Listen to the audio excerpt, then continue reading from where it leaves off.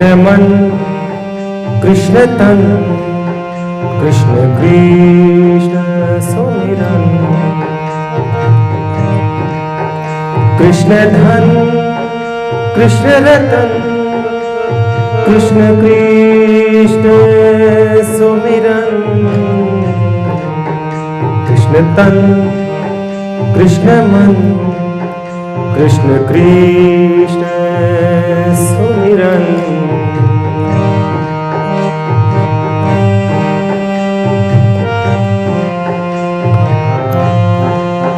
कृष्ण अन्न कृष्ण वसन कृष्ण कृष्ण सुमिरन, कृष्ण अन्न कृष्ण वसन कृष्ण कृष्ण सुमिरन, कृष्ण अन्न कृष्ण वन कृष्ण कृष्ण सुमिरन, कृष्ण तन कृष्ण मन कृष्ण कृष्ण सुमिरन, कृष्ण तन कृष्ण मन कृष्ण कृष्ण सुमिरन, कृष्ण धुन कृष्ण भजन कृष्ण कृष्ण सुमिरन, कृष्ण धुन कृष्ण भजन कृष्ण कृष्ण सुमिरन, कृष्ण चैन कृष्ण सुकुन कृष्ण कृष्ण सुमिरन, कृष्ण तन कृष्ण मन कृष्ण कृष्ण सुमिरन, कृष्ण तन कृष्ण मन कृष्ण कृष्ण सुमिरन।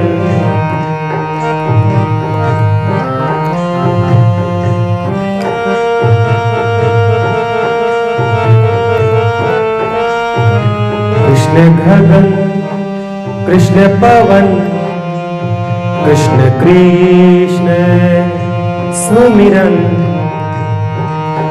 कृष्ण गगन कृष्ण पवन कृष्ण कृष्ण सुमिरन, कृष्ण सुमन कृष्ण जीवन कृष्ण कृष्ण सुमिरन, कृष्ण तन कृष्ण मन कृष्ण कृष्ण सुमिरन, कृष्ण तन कृष्ण मन कृष्ण कृष्ण सुमिरन, कृष्ण धन। राम स्नेही संप्रदाय साहबपुरा पीठ के आदि आचार्य तपह पुतात्मा ब्रह्मनिष्ठ चरित्र सम्राट युग पुरुष स्वामी जी श्री 1008 श्री रामचरण जी महाराज के पावन चरणों में प्रणाम। भूत भविष्य वर्तमान के सब संतों के चरणों में प्रणाम करते हैं। पुष्कर राज की पवित्र धरा ब्रह्मा जी महाराज को पावन चरणों में प्रणाम, पुष्कर जी महाराज के पावन चरणों में प्रणाम।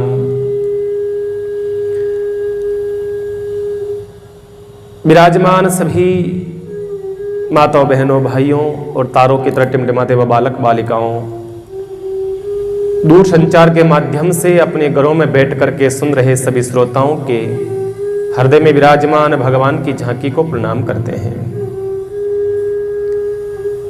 आइए, समय अपनी गति से आगे बढ़ता जा रहा है। चातुर्मास काल की अवधि का धीरे धीरे समय अब कम होता जा रहा है। आनंद में समय निकलते देर न लगती है। हमने कल मां सीता की विदाई का प्रसंग सुना था, किस प्रकार से जनक जी महाराज जैसे ज्ञानी भी अपनी बेटी की विदाई में किस प्रकार से एक पागलों की तरह रोते हैं, फूट फूट करके रोते हैं। व्यक्ति आदमी कठोर होता है। लोग दुनिया वाले कहते हैं कि इंसान आदमी का हृदय बड़ा कठोर होता है। और मैंने कल भी कहा था, निवेदन किया था कि अगर आदमी की कोई पुत्र हो, जवान मृत्यु हो जाए, घर के चौक के बीच में उसकी लाश पड़ी है, उसके जवान बेटे की, समाज के लोग रो रहे हैं, परिवार के लोग रो रहे हैं, सब लोग रोते हैं, लेकिन बाप फिर भी अपने हृदय को पत्थर बना करके जैसे तैसे उस बेटे को स्नान कराना, उसकी अर्थी को सजाना, करना, जो भी करना होता है वो करता है। वो सोचता है कि अगर मैं ही रोने लग जाऊंगा तो परिवार की दशा ज्यादा खराब हो जाएगी। इतना मजबूत रहने वाला बाप भी कहते हैं जब बेटी की जब विदाई होती है तो फूट फूट करके रोता है, क्योंकि उसको पता है कि इस घर के अंदर अगर कोई मेरा ख्याल रखने वाला सबसे ज्यादा है तो मेरी बेटी है। हर क्षण, हर जब पिता उदास होता है तो बेटा आकर के नहीं पूछता है पिताजी आपको क्या तकलीफ है, आप क्या परेशानी है, 3 दिन तक पूछेगा नहीं। लेकिन बेटी जैसे ही पिता उदास आता है, पत्नी की हिम्मत नहीं होती है जाकर के पूछ ले, बेटी जाकर के पूछती है। आज उस बेटी की जब विदाई होती है, जनक जैसा विदेह कहलाने वाला ऐसा महापुरुष जो इतना ज्ञानी है, वो थंबे को पकड़ के क्या रोता है साहब, फूट फूट करके रोती है। उनकी पत्नी सुनैना बच्चों की तरह अपने आंचल से उनके आंसू पहुंचती है, आप क्यों रोते हो। का सुनैना कुछ भी कहो, ये घर जो है ना सीता के जाने के बाद में मुझे शमशान जैसा लग रहा है, सोना सोना लगता है। और जो घर में जो सजावट होती है, घर की जो चमक होती है, वो बेटी के कारण से होती है।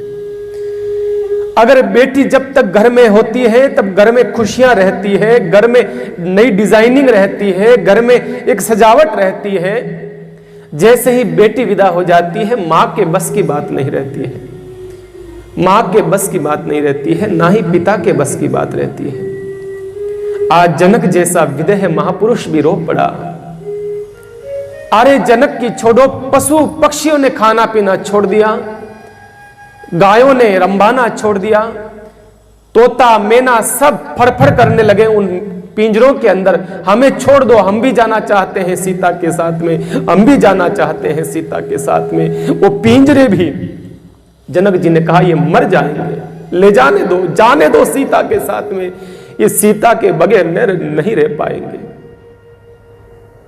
कहने का मतलब यह बंधुओं, बेटा आपका भाग्य होता है तब पैदा होता है, लेकिन आपका सौभाग्य होता है तब बेटी जन्म लेती है।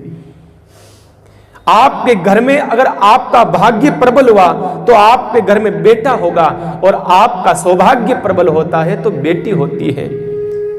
और कहते हैं कि बेटा तो एक कुल को तारता है, पर बेटी 2-2 कुलों को तारती है, 2-2 कुलों को।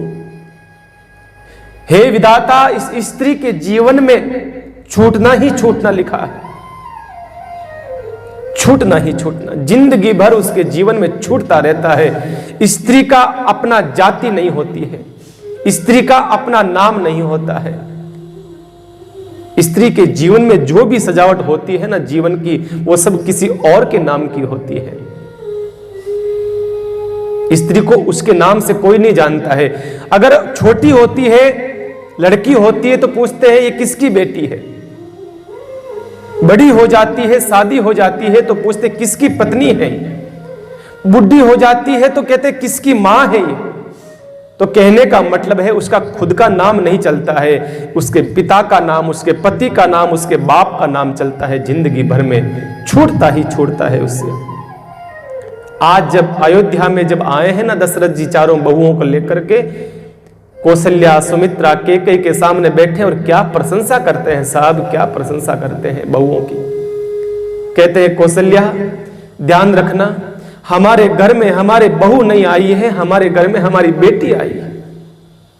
इनको कोई तकलीफ हुई है ना, मैं सहन नहीं करूंगा।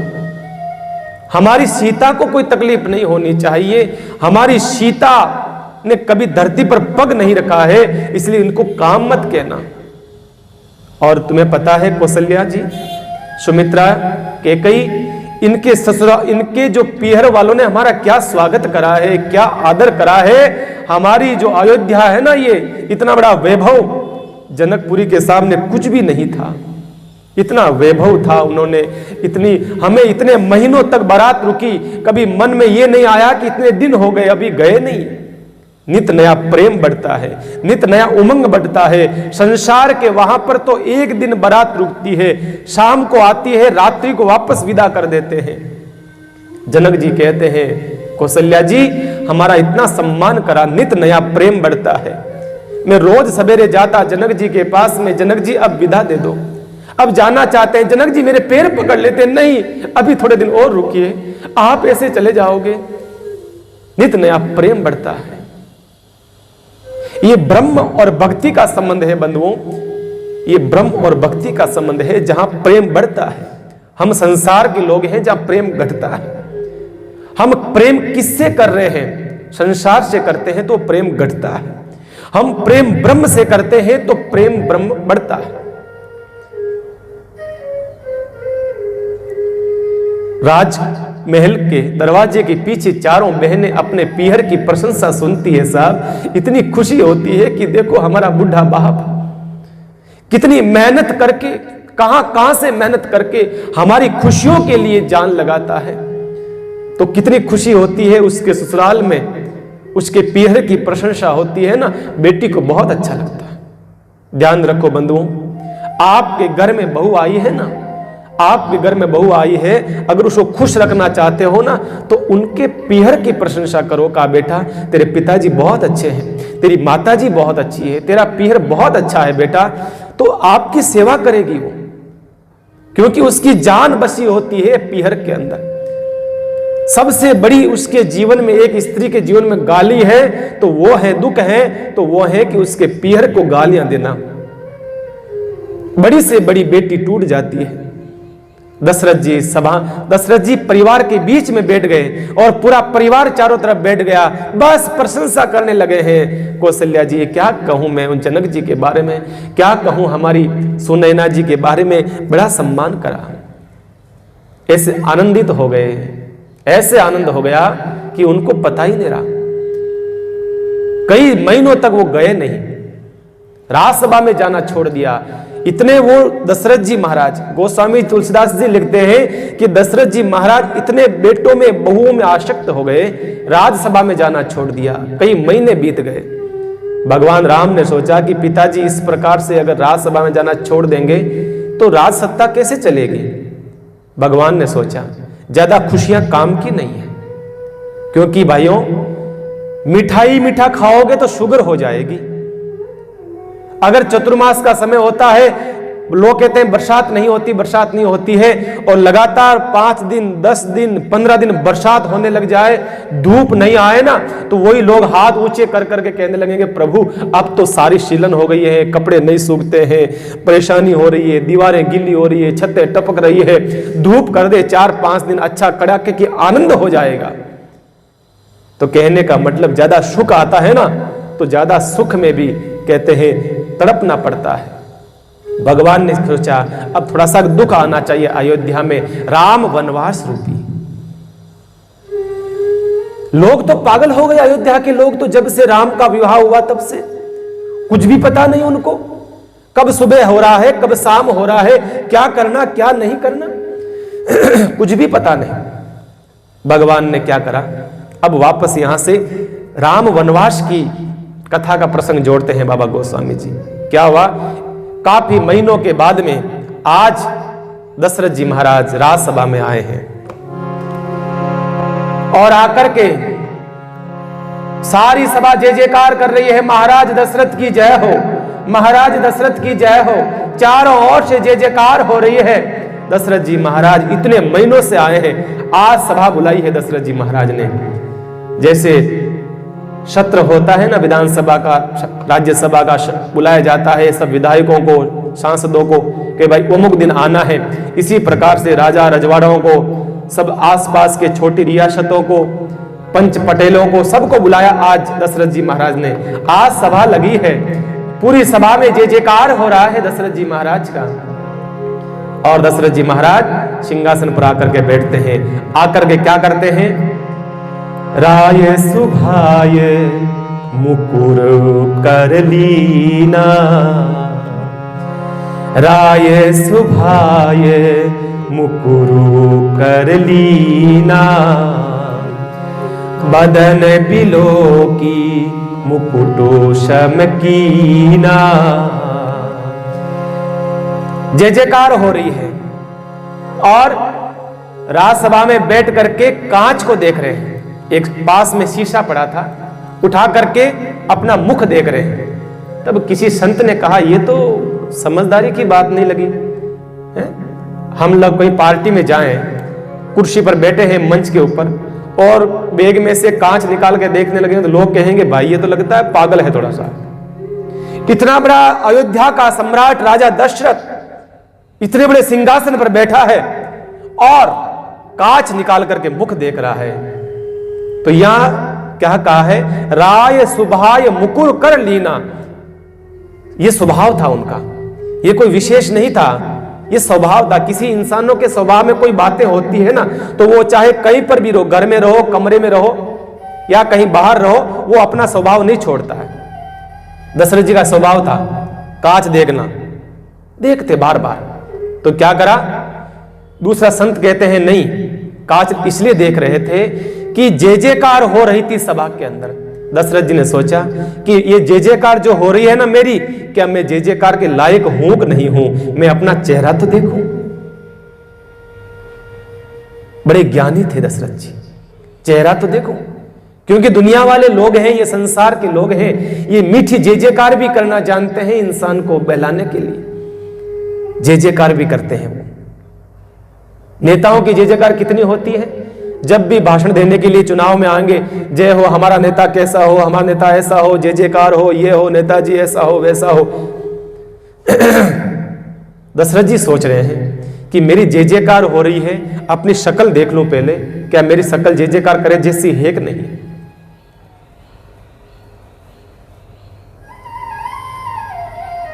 और वैसे इनकी आदत थी शीशा देखने की, कोई नई बात नहीं। बदन बिलो की मुकुट सम कीना, क्या देखा उन्होंने? कांच में देखा और थोड़ा सा मुकुट टेढ़ा हुआ था, टेढ़ा हो गया, मुकुट टेढ़ा हो चुका था। ये देखिए, ये मुकुट जो है ना, दशरथ जी महाराज का टेढ़ा हुआ था, वो तो संभल गए थे, वो संभल चुके थे। मुकुट बंधुओं, हम सबका टेढ़ा हो रहा है। आप पूछेंगे महाराज हम तो कभी मुकुट पहनते ही नहीं है, हमारे माथे में तो मुकुट ही नहीं है, काहे को टेढ़ा होगा? देखिए बंधुओं, मुकुट कोई पहनने का विषय नहीं है। मुकुट का मतलब यह होता है, कोई समय था आप घर में आदमी जैसे ही घर में प्रवेश करता था, सारे घर वाले डर जाते थे, अरे चुप हो जाओ, शांत हो जाओ। घर वाले मुख्य आदमी आ गया, सारा सामान ठीक होने लग जाता, पत्नी अपने काम में लग जाती, बेटे अपने काम में लग जाते, बहुएं सारी अपने अपने कामों में लग जाती थी, सारे सामान व्यवस्थित हो जाते थे, बिना कहे पानी आ जाता था, बिना कहे चाय आ जाती थी, बिना कहे सारा सामान उनका सेट हो जाता था। वो समय था जब उनका मुकुट सही था।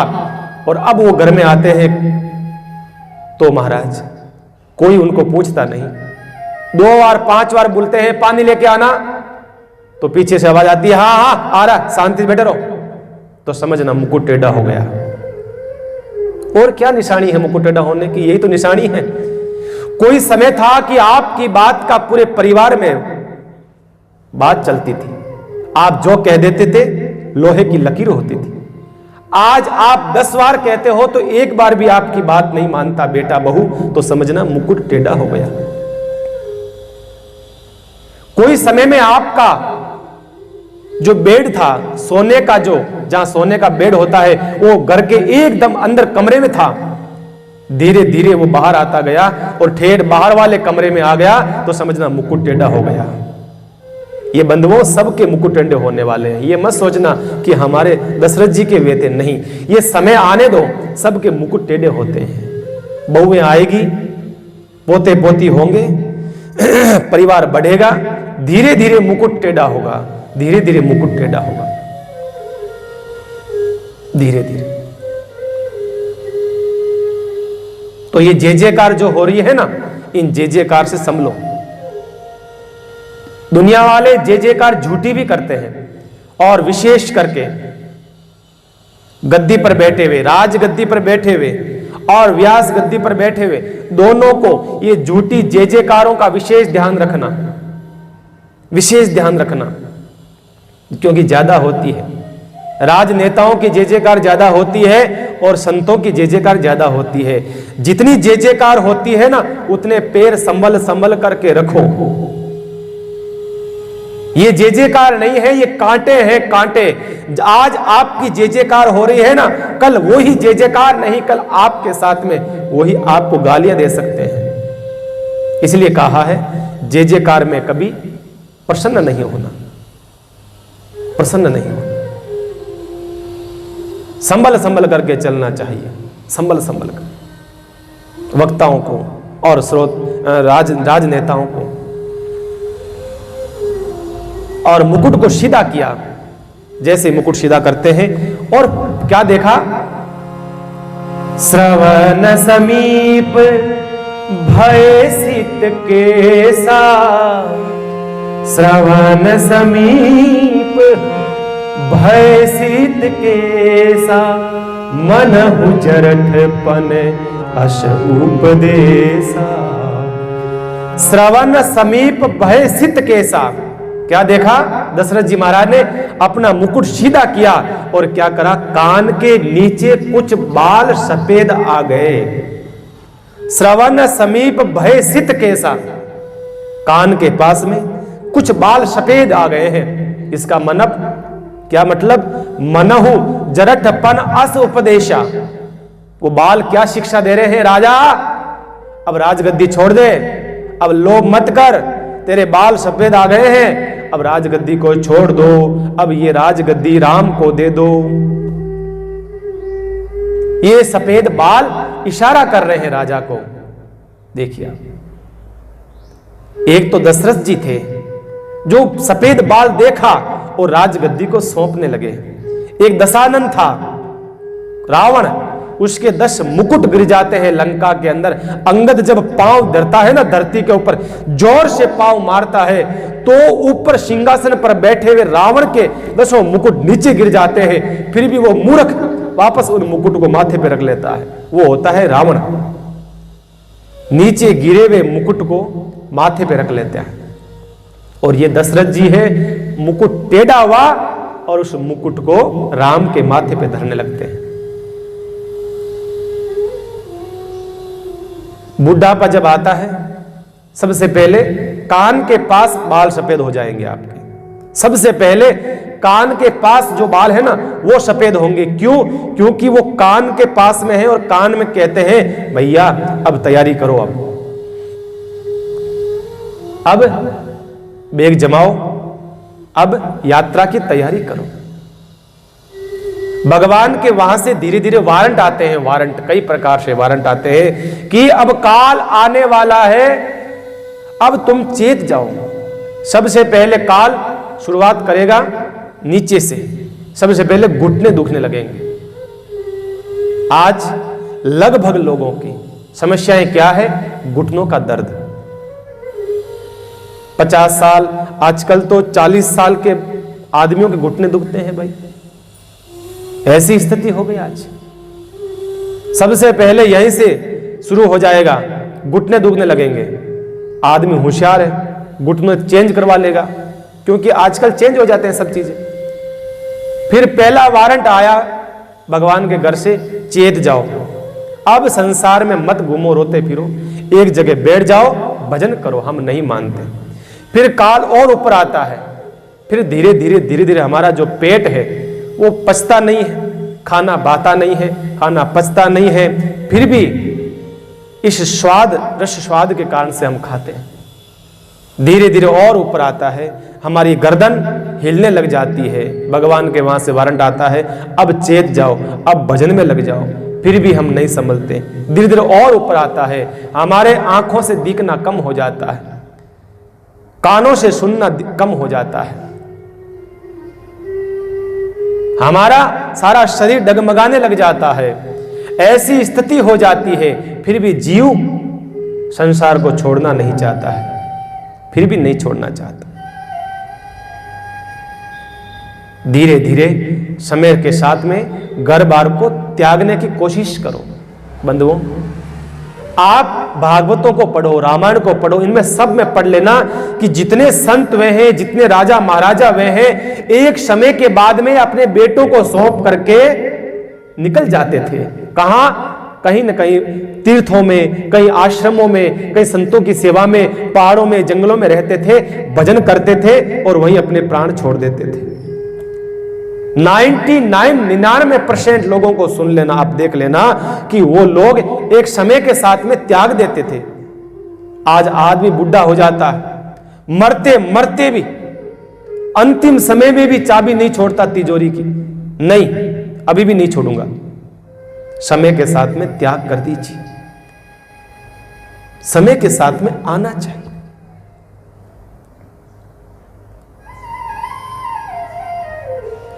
मुकुट सबका टेढ़ा होने वाला है एक समय के साथ में। दशरथ जी समझदार थे, हम समझदार नहीं हैं।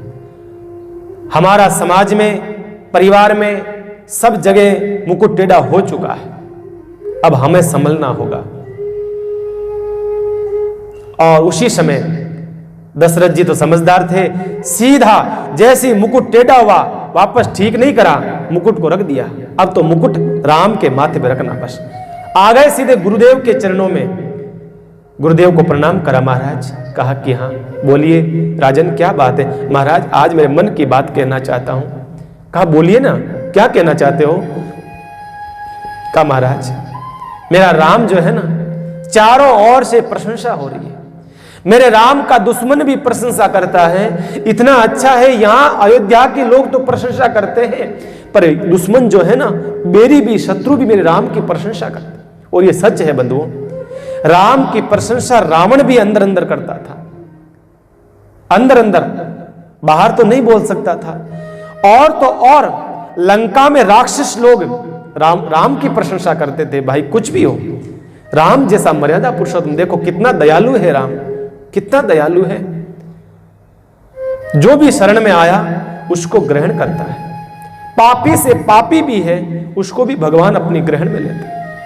भगवान यही तो कहते हैं जीव से, का देख भाई तू जिंदगी भर पाप करता है, अंत समय में भी तू मेरे शरण में आता है ना, तो भी मैं तेरे को ग्रहण करूंगा। तो आ तो सही, आ तो सही तू।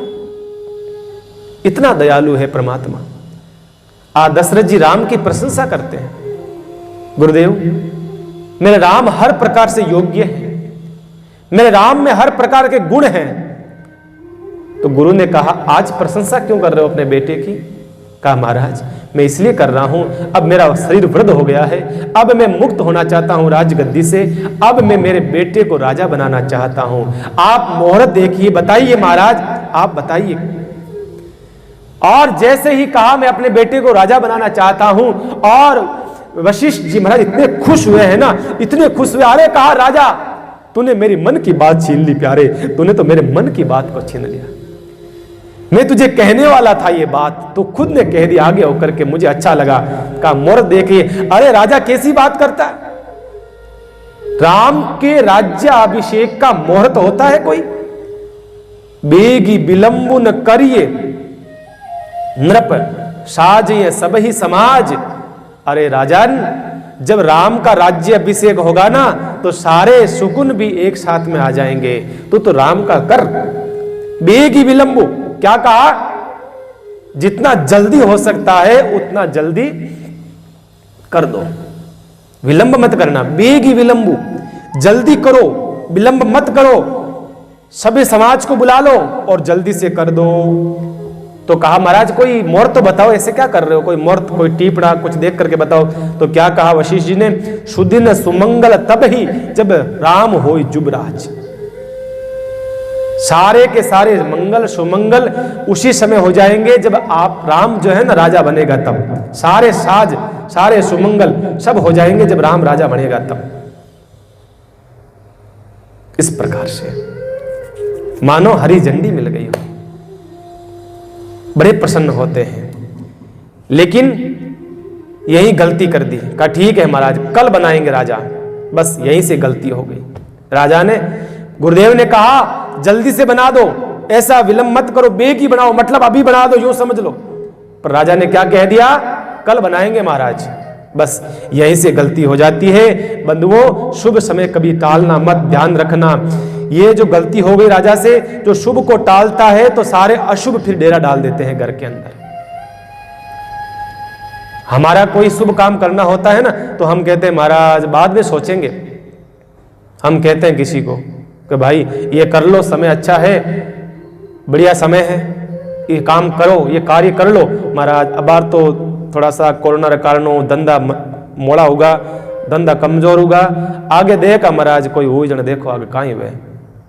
शुभ काम को टालते हो ना तो सारे अशुभ जो है ना डेरा डाल देते हैं। जो कमाई करी आपने उस कमाई का 1.5 गुना फिर भाग जाएगा संसार में, ध्यान रखना। अगर आप 1000 रुपया कमाते हो ना, उसमें से अगर 10 रुपया दान देते हो ना तो 990 रुपए आपके शुद्ध हैं।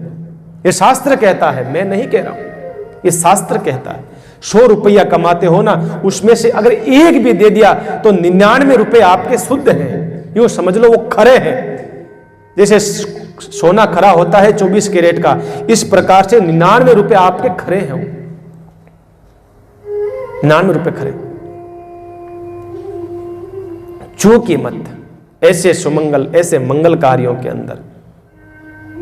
ऐसा समय शुभ कर्म श्राद्धों के अंदर देखिए, बड़ी सुंदर भागवत का आयोजन होने जा रहा है पुष्कर की धरती पर, आश्रम के अंदर, तीर्थ के अंदर, पितरों के नाम से कथा हो रही है। अवश्य आप अपना कुछ अंश उसमें लगाइए। जरूरी नहीं है कि आपके घर में पितर है तो ही आप लगाओ, आवश्यकता नहीं है। आपके घर में कोई पितर नहीं है तो भी लगाओ। ये जो भागवत हो रही है ना, सिर्फ पितरों के नाम से नहीं कर रहे हम लोग। ये भागवत हो रही है, घर में क्लेश होते हैं किसी के, घर में अशांति होती है किसी के, घर में बने हुए काम बिगड़ जाते हैं किसी के लक्ष्मी नहीं है, पैसा टिकता नहीं है, किसी के और कुछ समस्या है, वास्तु और कुछ गलत बता रहा है, तो वो सब आपके घर में अच्छा हो, इसलिए हम भागवत रख रहे हैं। 26 तारीख से भागवत है। आप यजमान बने अवश्य, समय रहते हुए अपना नाम अवश्य लिखाएं। ऐसा शुभ अवसर, और 7 दिन मैं तो कहता हूं यहां आकर के कथा सुनो। यहां नहीं आ सकते हो तो एक दिन जरूर आओ, अवश्य आओ। शुभ काम में देरी मत करो। 2 दिन आपके पास में है। 26 तारीख से भागवत शुरू हो जाएगी। 7 दिन की भागवत ब्राह्मणों के द्वारा वैदिक विधि से यज्ञ हवन होंगे। यहां पर 7 दिन तक पूजा होगी, अनुष्ठान होगा, ब्राह्मणों की साक्षी में होगा, और बढ़िया धूमधाम से संगीत में भागवत होगी। आप सब आनंद ले, पधारो सब। तो कहने का मतलब बंधुओं, शुभ काम में देरी नहीं करनी चाहिए, कभी नहीं करनी चाहिए। मैं एक कहानी कहता हूं ना, अक्सर 1.25 मण रोज दान करता था। कौन? कर्ण, महाभारत के कर्ण। 1.25 मण का नियम था रोज दान करने का। सवेरे बैठ जाते बाहर, जो भी याचक आता दान करते थे कर्ण। एक दिन क्या हुआ, दान करके फ्री होकर के भोजन करने बैठ गए। उसी समय एक याचक आया, आकर के कहा महाराज, तुरंत देखा कोई याचक आया है। जैसे थे, खाना खा रहे थे, भोजन कर रहे थे, उठे, हाथ जूटा था, दूसरे हाथ से जो हाथ में आया वो जाकर के दे दिया। उस ब्राह्मण को हंसी आ गई, महाराज आप तो समझदार हैं, ज्ञानी हैं। कहा कि क्या हुआ? कहा आपको इतना ध्यान होना चाहिए। शास्त्र कहते हैं, संत कहते हैं कि बड़े बुजुर्ग कहते हैं, दान जब भी दिया जाए, कौन से हाथ से देना चाहिए? सीधे हाथ से देना चाहिए। कर्ण महाराज, आप तो जानते हो इस बातों को, आपने गलती कैसे करी, उल्टे हाथ से दान कैसे दे दिया? कर्ण ने कहा, आप सही कहते हैं ब्राह्मण देवता, दान सदा सीधे हाथ से देना चाहिए, पर मेरे पास में इतना समय नहीं था, मेरा एक हाथ जूटा था, भोजन कर रहा था, मैंने हाथ को धोया नहीं, मैं भागा, मेरे हाथ में जो आया, जितना आया, जैसा आया, मैंने सोचा मैं इस हाथ से इस हाथ में लूंगा, धोऊंगा, तब तक मेरी बुद्धि बदल जाएगी, मेरा मन बदल जाएगा, क्या पता मैं दे पाऊंगा कि नहीं दे पाऊंगा, इसलिए मैंने कुछ नहीं देखा महाराज, तुरंत दे दिया। कहने का मतलब बंधुओं ये है, शुभ मन में भाव आता है ना, तुरंत कर दो, तुरंत कर दो कि अरे भाई ये लो। और वो जो आप दोगे ना, उस समय आप जो भी दोगे सच्चे मन से अगर दोगे तो आपका लाख गुना वो बढ़ करके पुनः आपके पास लौट करके आएगा। आपको पता नहीं चलेगा इस बात का, ये और ध्यान रखना, आपको बिल्कुल पता नहीं चलेगा इस बात का कि आ कहां से रहा। कई लोग कहते हैं महाराज पता नहीं, भगवान की कृपा है, कहां से आ रहा है, बहुत आनंद है, अच्छा लगता है वो लोग जब ऐसा कहते हैं तो, क्योंकि वो करते हैं ऐसा। दान, ज्ञान, मान, सम्मान, ये सब जितना दूसरे को दोगे उतना बढ़ेगा, ये ध्यान रखना बस। आप किसी को सम्मान दोगे ना तो आपका दुनिया में सम्मान बढ़ेगा। आप किसी को ज्ञान बांटोगे, ध्यान रखना, तो दुनिया में आपका ज्ञान और बढ़ेगा। हमें लोग पूछते महाराज आपको इतनी बातें याद कैसे रहती है, आप इतनी कथाएं करते हो हैं? अब लगातार 3-3 महीने कथा हो रही है। अब चतुर्मास जो हो रहा है ये 3 महीने का चतुर्मास है, तो ये तो 1 घंटे की कथा मैं रोज करता हूं, और जहां बाहर चतुर्मास होते हैं वहां 2-2 ढाई-ढाई घंटे 2-2 ढाई-ढाई घंटे की कथा होती है, 3 घंटे की कथा होती है, कभी कभी बाहर लगातार 3 महीने तक 3-3 घंटे कथा करनी होती है। तो लोग कहते हैं ये ज्ञान कहां से आता है, तो हम लोग कहते हैं हम ज्ञान को बांटते हैं, तो जितना बांटेंगे उतना बढ़ता है ज्ञान। ध्यान रखना बस, ये मत सोचो ये बात मैं किसी और को कहूंगा तो मेरे पास कम पड़ जाएगी। दान दोगे बढ़ेगा, दोगे तो बढ़ेगा, पड़ा पड़ा सड़ जाएगा, पड़ा पड़ा सड़ जाता है।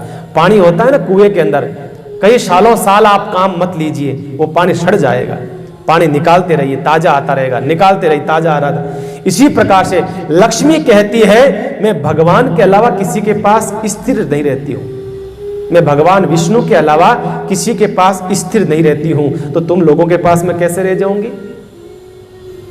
लोग कहते हैं पैसा टिकता नहीं है, पैसा मतलब लक्ष्मी, और लक्ष्मी कभी टिकती नहीं है। और जो टिका के रखा है ना लक्ष्मी को, उसकी हालत देखिए आपने, क्या हुआ उसका हालत। सिकंदर ने बहुत कमाई लक्ष्मी, बड़े बड़े राजा महाराजा मर गए, कितने रावण ने संपत्ति को टिका के रखा वो मर गया।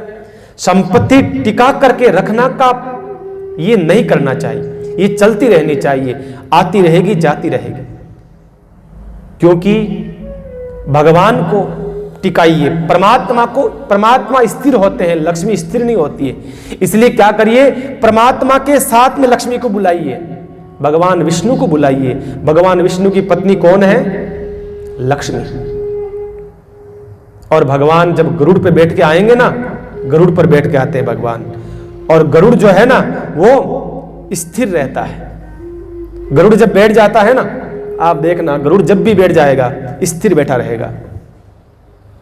और लक्ष्मी किस पे आती है? उल्लू पे। वो उल्लू पर आती है, उल्लू बना करके चली जाती है बस।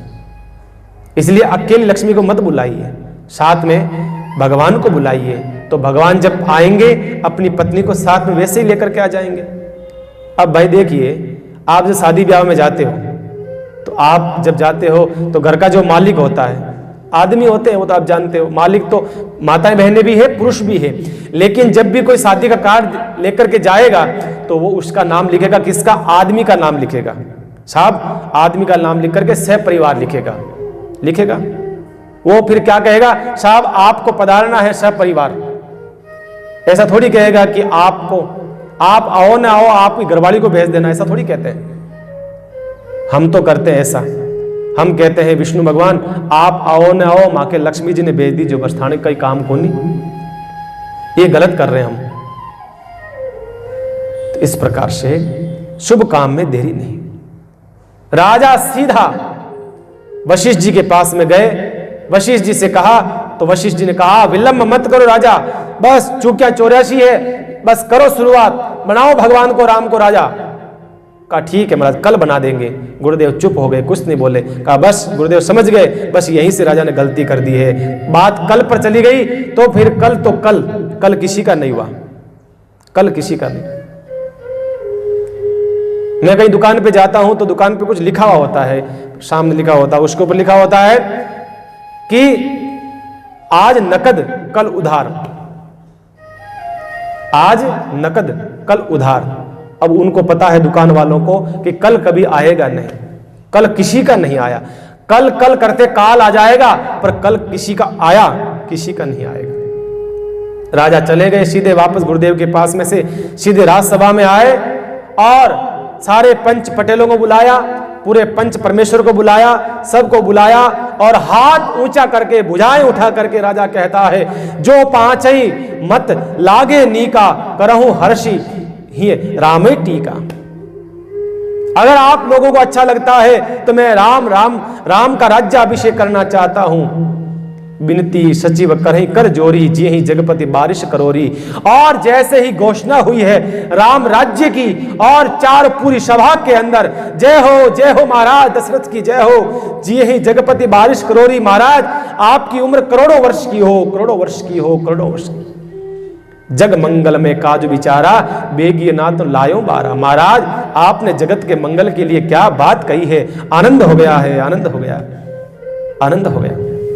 मुख्य सचिव को आदेश दिया, जाओ 7 समुद्रों का, जितनी नदियां हैं उनका, जितने द्वीप हैं उनकी मिट्टी लाओ, सब नदियों का पानी लाओ, समुद्रों का पानी लेकर के आओ, जितने फल हैं इस धरती के ऊपर सारे फल लेकर के आओ, सब प्रदेशों की मिट्टी लेकर के आओ, सब चीजें लेकर के आओ। क्योंकि राजा बनाया जाता है ना, तो उस समय इन सब चीजों की जरूरत पड़ती है।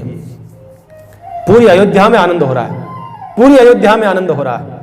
अब देखो दशरथ जी एक गलती और कर रहे हैं। आप क्या कर रहे हैं, अकड़ दे के दशरथ जी की। यहां दशरथ जी ने सचिव को भेजा, सचिव को भेजा, कहा जाओ जाकर के वशिष्ठ जी को कह दो कि महाराज अमुक अमुक दिन राम को राजा बनाएंगे,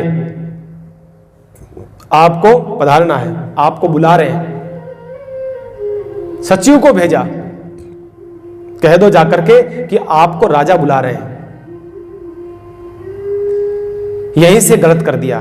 दशरथ जी को खुद को जाना चाहिए था, दशरथ जी का खुद को जाना चाहिए था, राम को लेकर के जाना चाहिए था, गुरुदेव के चरणों में प्रणाम करना चाहिए था। गुरुदेव आपकी कृपा से मैंने राज्य सभा में जाकर के, सारी सभा में जाकर के भगवान को राम को राजा बनाने का अनुमोदन करने की घोषणा कर दी मैंने। ये जाकर के कहना चाहिए था, ये जाकर के कहना चाहिए था। जैसे क्या होता है, सरल शब्दों में समझाऊं मैं आपको, जैसे कोई पार्टी जीतती है, चुनाव होते हैं, पार्टी जीतती है, तो जैसे ही मान लो कोई पार्टी जीत गई, अब उस पार्टी जीतने के बाद में कहीं मुख्यमंत्री किसको बनावे, तो वो क्या करेंगे, जो पार्टी जीतेगी ना वो सारी पार्टी एक मीटिंग करेगी, सारी पार्टी मिलकर के एक मीटिंग करती है, पूरा मंडल बनता है।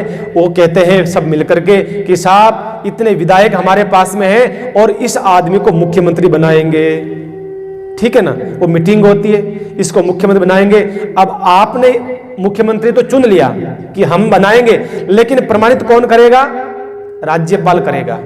आप राज्यपाल के पास जाओगे, फिर पूरी पार्टी मिलकर के राज्यपाल के सामने जाएगी और जाकर के वो सूची देगी सारे विधायकों की कि ये सारे विधायकों ने मिलकर के अमुक आदमी को मुख्यमंत्री चुना है। महाराज आप क्या चाहते हैं, आपको पधारना है, आपको ही ये जो शपथ दिलानी है, क्योंकि मुख्यमंत्री की शपथ तो राज्यपाल दिलाता है।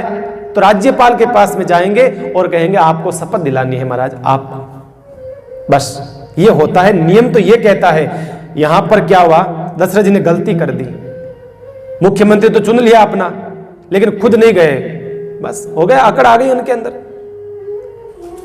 सचिव को भेज दिया, जाओ जाकर के कह दो गुरुदेव को आपको याद बुला रहे हैं। शिष्यों ने कहा वशिष्ठ जी से, गुरुदेव राजा के जब बेटा नहीं था तब आपके चरणों में आकर के गिरता था, रोता था, मेरे बेटा नहीं, मेरा बेटा नहीं। आज राजा को बेटा हो गया तो इतनी अकड़ आ गई महाराज। नर ना है वशिष्ठ बुलाहे, राम धाम सिख देन पठाए। मुनि आगमन, फिर भी संत वशिष्ठ जी कहते हैं दयालु है संत तो ना। कहा कोई बात नहीं, कोई बात नहीं, संत दयालु है, फिर भी माफ कर देता है, कोई बात नहीं, जैसा भी है ना मेरा चेला है, गलती हो जाती है। संत भगवान फिर भी क्रोध कर देता है जीव पर संत फिर भी पुचकार लेता है, कोई बात नहीं, जीव है महाराज, भगवान छोड़ दीजिए। गुरुजी आए, जैसे ही आए गुरुजी राजमहल में आए, गुरुजी को बैठने के लिए नहीं कहा वशिष्ठ ने, दशरथ जी ने क्या कहा, महाराज सुनो एक काम करो। कहा कि क्या, सीधे राम के पास जाओ और राम को कह दो कि कल राजा बनना है तुम्हारे को। राम को जो नियम होता है, जो तरीका होता है, वो सब जो है ना बता दीजिए, कल राजा बनेगा राम।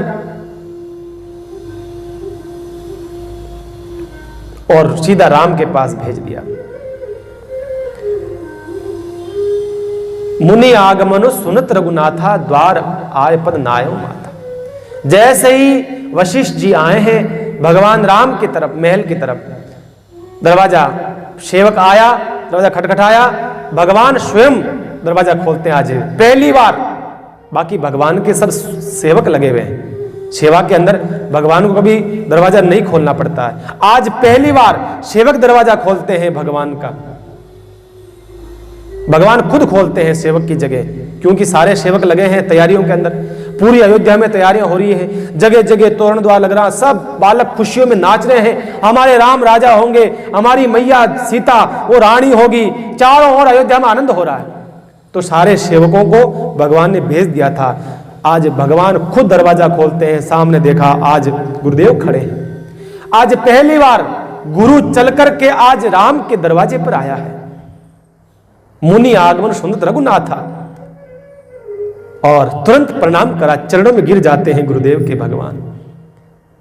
तुरंत हाथ जोड़कर कहते हैं महाराज, सेवक सदन स्वामी आगमनु, अमंगल मूल मंगल मूल अमंगल दमनु। आज सेवक के द्वार पर स्वामी आया है महाराज। लगता है सारे अमंगल नष्ट हो गए हैं मेरे तो, और मंगल का उदय हो गया है। सारे अमंगल नष्ट हो गए, मंगल का उदय हो गया है। प्रभु देखो बंधुओं, गुरु या संत अचानक बिना बुलाए आपके दरवाजे पर आ जाए तो समझना आपका मंगल ही मंगल है जीवन के अंदर। अब आपका कोई अमंगल नहीं होने वाला है। बिना बुलाए अचानक आपके द्वार पे आ जाए, समझना कोई आपका भाग्य, पुरबले भाग्य आपके उदय में है बंधुओं, भाग्य उदय हुआ है। यहां पर कहते हैं, आज यही कह रहे हैं भगवान, क्या कह रहे हैं, और हकीकत सच कह रहे हैं भगवान। भगवान सच कह रहे हैं, अचानक आ गए ना आप, अब मंगल होने वाला। मतलब यह है अब राम वनवास मुझे मिलने वाला है, क्योंकि भगवान खुद खुश नहीं थे राजा बनने में, बिल्कुल उनको रुचि नहीं थी कि मैं राजा बनूं। राजा बनूंगा तो रावण कैसे मरेगा, राजा बन जाऊंगा तो मेरी मैया सबरी से मैं कैसे मिलूंगा, राजा बन जाऊंगा मैं तो जटायु से कैसे मिलूंगा, राजा बन जाऊंगा तो मैं जो ऋषि मुनि जो पहाड़ों में भजन कर रहे हैं, इतने सालों से मेरा इंतजार कर रहे हैं, मैं उनसे कैसे मिलूंगा। राजा बनने में मुझे नुकसान है, इसलिए भगवान नहीं चाहते हैं। और भगवान कह देते हैं, आज क्या कहते हैं, प्रभुता तजी प्रभु कीन स्नेहु बयहु पुनित आज गेहूं। महाराज आज आपने प्रभुता छोड़ करके आज मेरे पे दास पे बड़ी कृपा करी है, आपने बड़ी कृपा करी है। आज भगवान गुरुदेव के चरणों में प्रणाम करते हुए सब बातें कह रहे हैं। मुझ दास को बुला लिया होता, आपने आने की तकलीफ क्यों करी गुरुदेव, मेरे को याद कर लिया होता आपने, आपको कष्ट हुआ होगा, आप यहां पधारे हैं। देखिए आप भगवान इतने दयालु है, इतने सरल है भगवान। कहिए दास के लायक क्या आज्ञा है, आप आदेश करिए क्या आज्ञा है। तो वशिष्ठ जी कहते हैं, क्या कहते हैं, राम करहूं सब संयम आजू, जो विधि कुशल निभाहे काजू। राम कल सवेरे आपको राजा बनाया जाएगा। जैसे ये शब्द कहा, राम अंदर से हिल गए थे, पूरे एकदम अंदर से हिल गए थे, मानो कोई बहुत बड़ी बात कह दी है। और क्या कहा, राम करहूं सब संयम आजू, आज रात्रि का आपके पास समय है, एक रात का समय आपके पास, और ये एक रात जो है ना बड़ी भयंकर रात है। देखो बंधुओं, आपको कोई बहुत बड़ा पद मिलने वाला है ना, उससे पहले जरा आप अपने आत्मनिरीक्षण जरूर करना, मैं इसके योग्य हूं कि नहीं हूं, मैं इसके योग्य हूं कि नहीं। कहते हैं संयम से रहना। राम, संयम का मतलब होता है आज रात्रि को आपको पलंग पे नहीं सोना है। देखो हमारी संस्कृति, देखो बंधुओं, हमारी जो परंपरा है ना, ऋषि मुनियों की परंपरा, कितनी शुद्ध पवित्र परंपरा है। राजा बनाया जाता था ना, वो भी गुरुदेव के तरीके से बनाया जाता था। गुरुदेव राजा को सारा शिक्षा देते थे कि कल तुम्हें राजा बनने वाले हो, कल तुम वो मल के वो गद्दी पे नहीं बैठोगे, तुम कांटों की गद्दी पर बैठने वाले हो। वो कांटे हैं, कांटे। राज सिंहासन कोई सुख का सिंहासन नहीं है, उस पर कई बातें सुननी पड़ती है, कई चिंताएं होती है, कई समस्याएं आती है, सबसे लड़ना पड़ता है। तो संयम से रहना। आज रात्रि का समय तुम्हारे पास में है, नीचे धरती पे सोना और बोरी है या कुश का आसन बिछाना, और भोजन अन्न मत खाना, संयमित जीवन में फल खाना, और ब्रह्मचर्य का पालन करना। स्त्री पुरुष दूर दूर रहना, यह ब्रह्मचर्य का पालन करना तुम्हारे को, और हर प्रकार से संयम रखना, इंद्रियों को संयमित रखना। राम देखिए, ब्रह्म को भी गुरुदेव आदेश कर रहे हैं। गुरु का स्थान इतना महान कर दिया, ब्रह्म को भी गुरु शिक्षा दे रहा है। ब्रह्म, ध्यान रखना, तुम राजा बनोगे ना, तुम ऐसे नहीं बनोगे। राज से भी संत बड़ा होता है, राजा से संत का स्थान बड़ा बताया। जब राजा बनाया जाता है ना, पहले परंपरा थी, जब भी राजा बनाया जाता था, देखिए आप क्षत्रिय वंश के अंदर तो एक दंड, एक उस जो राजगुरु होता था ना, उसके हाथ में दंड होता, लकड़ी होती थी, बड़ी सी लकड़ी है, इतनी सी लकड़ी होती थी। तो वो लकड़ी को जो है ना उस राजा के माथे पर 3 बार लगाते थे। 3 बार राजा बनने के माथे बाद में 3 बार उस लकड़ी को अड़ाते थे। मतलब ये कहते थे, राजन ध्यान रखना, तुम राजा बन रहे हो, राजा बनने के बाद में तुम ये मत सोचना कि मेरे से बड़ा कोई नहीं है, तुम्हारे से बड़ा भी तुम्हारा गुरु है, जो तुम्हें ये दंड, ये जो है ना उसके हाथ में दंड है, तुम्हें वो सजा देता है। तुम राजा हो पर गलत कार्य करोगे तो तुम्हें भी गुरु सजा देगा। ऐसी विधि थी, बड़ी सुंदर व्यवस्था थी। यहां गुरुदेव आए और कह करके पुनः विदा हो जाते हैं। इधर वापस आते हैं राम उदास होकर के। इतने में सीता मैया आती है, कहती है क्या बात है, आज उदास किया हुआ? अरे खुशी का माहौल है, आप राजा बनने वाले हो, आप कल राजा बनोगे, आपके चेहरे पर उदासी, आपकी चिंता निराशा, क्या कारण है? तो भगवान बोल पड़े, सीता मुझे एक बात समझ में नहीं आती, ये हमारे राजवंश में ये क्या गंदी परंपरा है, ये परंपरा अच्छी नहीं है। कहा कि क्यों? कहा जन्म में एक संग सब भाई, हमारा जन्म सबका एक साथ हुआ, चारों भाई एक दिन में जन्म हुआ हमारा, और भोजन शयन केली लरिकाई, हम चारों भाई भोजन एक साथ में करते थे, हम सोते एक साथ में थे, हम खेलते एक साथ में थे, और तो और कर्ण वेद उपवीत विवाह, हमारा कर्ण छेदन एक साथ में हुआ, हमारा यज्ञोपवीत संस्कार एक साथ में हुआ, और तो और सीता जी हमारा विवाह एक साथ में, एक पंडाल में, एक ही जगह हमारा विवाह होता है, और तो और संग संग सब भय उछाहा, हमारे सारे मांगलिक कार्य एक साथ में हुआ है। लेकिन विमल वंश अनुचित एकु, हमारे इस पवित्र वंश के अंदर ये एक काम गलत हो रहा है। कहा कि क्या? कहा बंधु ब्याही बड़े ही अभिषेक, बड़े भाई को राजगद्दी और छोटे को राजगद्दी नहीं देना, ये गलत है, ये मुझे अच्छा नहीं लगता है। राम उदास हो गए। राम ने कहा सीता जी ये गलत है ना, आप बताइए ना। सीता जी कहती है नहीं नहीं, ये तो परंपरा है, बड़ा भाई राजा बनता है। कहा वो सब ठीक है, लेकिन मैं तो वैसे ही बड़ा हूं चारों भाइयों से, मैं तो वैसे ही बड़ा हूं। अरे मेरा भरत राजा बनना चाहिए, मेरा भरत राजा बनेगा तो मेरा पद और ऊंचा हो जाएगा।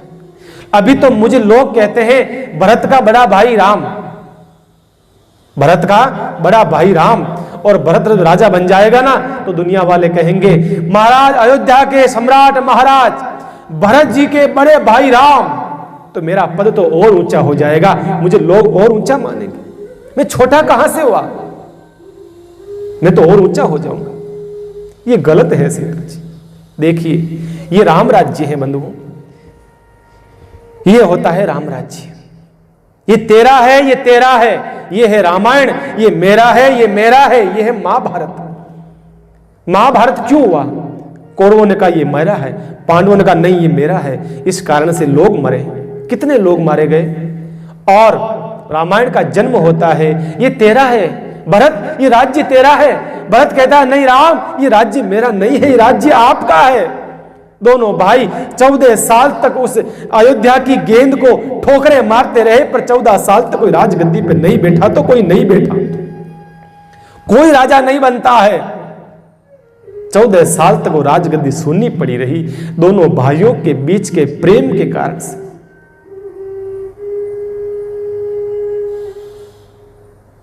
इस प्रकार से भगवान तो उदास हो गए, चेहरे पर खुशी नहीं उदासी हो गई मानो। इधर भगवान सीता मैया राम जी अंदर बातें कर रहे हैं, बाहर अयोध्या में पूरा धूमधाम से छोटे छोटे बालक नए नए कपड़े पहना रहे हैं, नए नए कपड़े वस्त्र बनवा रहे हैं, माताएं बहनें हाथों के अंदर मेहंदी लगा रही है, कल हमारे राम राजा बनेंगे, कल हमारी सीता जो है रानी बनेगी। मेहंदी हो रही है, ड्रेसें तैयार कर रहे हैं, बालक कह रहे हैं मम्मी कल ये ड्रेस पहनूंगा, स्त्रियां कह रही है कल ये कपड़े पहनूंगी, और बड़े सुंदर घरों को सजाया जा रहा है, जगह जगह तोरण द्वार लगाए जा रहे हैं, जगह जगह पताकाएं बेलें छाई जा रही है, चारों ओर से गलियों को सजाया जा रहा है, दुल्हन की तरह पूरी अयोध्या को सजाया गया है। महाराज क्या कहना, यहां सब आनंद गीत गाए जा रहे हैं, सारी रात अपने अपने घरों में स्त्रियां मंगल गीत गा रही है, कल हमारा राम राजा बनेगा, कल हमारा राम राजा बनेगा। एक घर ऐसा नहीं है जिसमें दीपक नहीं जले हो, सब में दीपक जग रहे हैं। आज सारी रात जागरण कर रहे, कहा सोना नहीं भाइयों, सब जागते रहो, जागरण करो, राम राजा बनेगा।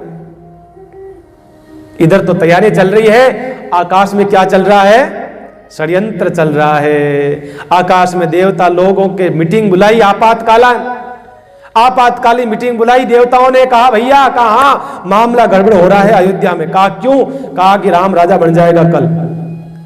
तो किसी ने कहा तो बन जाएगा, तो बच्ची अच्छी बात है बनने दो। कहा नहीं नहीं नहीं नहीं नहीं नहीं नहीं ऐसा काम नहीं करना। कहा कि क्यों? कहा कि हम देवता हैं और हमारा काम क्या है पता है, हम किसी दूसरे का सुख नहीं देखना चाहते, किसी का सुख नहीं देखना चाहते। देवता वही तो होता है, दूसरे को छोटा समझता है। क्या करा? तुरंत बुला लिया। किसको बुलाया? सरस्वती को, ब्रह्मा जी की बेटी, ब्रह्मा जी की पुत्री सरस्वती को बुलाया। कहा हाँ बोलो, कैसे याद करा? कहा सरस्वती जी आपसे काम है। कहा बोलो क्या काम है? कहा कि काम यह है कि अयोध्या में कल राम राजा बनने वाले। कहा बहुत अच्छी बात है, बहुत खुशी की बात। अरे सुन तो लो चुपचाप। कहा बोलो। कहा कि हम चाहते हैं राम राजा नहीं बने, राम राजा बन जाएंगे, रावण को कौन मारेगा? हजारों लाखों संत तपस्या कर रहे हैं जंगलों में, उनको दर्शन कौन देगा? इसलिए आप ऐसा काम करो कि राम राजा नहीं बने। सरस्वती ने कहा पागल हो गए हो? तैयारियां कर ली, सारे सजावट हो गई पूरी अयोध्या में, राम राजा बनने वाले हैं 5-10 घंटे के बाद में, तो मैं क्या कर सकती हूं? कहा नहीं, हाथ पग पकड़ लिए सरस्वती जी, कुछ करो कुछ करो, कैसे भी करके राम राजा मत बने, कुछ भी करो। सरस्वती ने तुरंत कह दिया क्रोध आकर के, कहा देवताओं तुम्हारा निवास तो बहुत ऊंचा है, ऊंच निवास नीच कर तूती, देखी न सकही पराई विभूति। तुम्हारा नाम तो बहुत ऊंचा है देवता देवता, पर तुम्हारे नीच कर्म है, तुम दूसरे की संपत्ति को देखना पसंद नहीं करते हो, तुम ऐसे लोग हो। तैयारी इस प्रकार से कहा, फिर सब ने सरस्वती को समझाया। कहा इसमें समाज का भला है, इसमें सबका भला है, भक्तों का भला है, आप हमारी बात मानिए। सरस्वती बेचारी क्या करती, देवताओं की बात को माना और सरस्वती सीधी आई है। कहा अयोध्या के चारों ओर चक्कर लगाने लगी, चारों ओर चक्कर लगा रही है कि अब अयोध्या का काम कैसे बिगाड़ूं। अब बेचारे अयोध्या वासियों को क्या पता कि सरस्वती चारों ओर घूम रही है। जैसे सरस्वती आई बंधुओं, घर में लोगों के दीपक बुझने लग गए, आंधी आने लगी, तूफान आने लगा, जो तोरण द्वार सजाए थे वो तोरण द्वार झुक गए। लोगों को पता नहीं बेचारों को कि उन्होंने सोचा कि हवा चल रही होगी, वो तो खुशी में ऐसे पागल थे, उनको कुछ भी पता नहीं कि अपशकुन हो रहे हैं। दीपक अपने आप बुझने लग गए थे। और तो और मां कौशल्या आत्री को दीपक लगाया था, वो दीपक जैसे ही बुझ गया, कौशल्या का हृदय धक धक करने लगा। क्या हो गया, ये क्या हो गया, ये अपशकुन है, ये क्या है? सखियों से कहा, अरे क्या हुआ, ये दीपक कैसे बुझ गया मेरे महल का? सखियों ने कहा, अरे ऐसी कोई बात नहीं महारानी जी, ऐसी कोई बात नहीं, आप चिंता न करें। और आई चक्कर लगाने लगी पूरी अयोध्या के, सोचने लगी सरस्वती किसकी बुद्धि को नष्ट, किसकी बुद्धि को बिगाड़ूं। फिर सोचा, जिसने सरयू का पानी पिया है अयोध्या में, उसकी बुद्धि तो बिगाड़ नहीं सकती मैं। जो बाहर से आई हुई है उसकी बुद्धि को बिगाड़ूं, क्योंकि सरयू का पानी जिसने पी लिया ना, वो तो बिगाड़ नहीं पाऊंगी बुद्धि। क्या करा, सीधा पता लगाया कौन है बाहर से आई हुई। पता चला जम्मू कश्मीर से आई हुई है एक, कौन? केकई देश, मां केकई, केकई के साथ में आई हुई मंथरा दासी। हा सबसे बढ़िया, बहुत ही बढ़िया एक्यूरेट आदमी है, चलो इसके पास में। सीधी गई मंथरा कुब्जा, कुबड़ी वो मंथरा थी, दासी थी, और उसकी बुद्धि में बैठ जाती है, नाम मंथरा मंदमती चेरी केकई केर, अजस पिटारी ताही करी गई गिरा मत फेर। बैठ गई उसकी बुद्धि में। अब देखिए बंधुओं, कल मंथरा किस प्रकार से पूरे मामले को बिगाड़ती है, पूरे अयोध्या की खुशियों को पाला लगा देती है। ऐसी मार्मिक कथा देखना कल के प्रसंग में हम सुनाएंगे।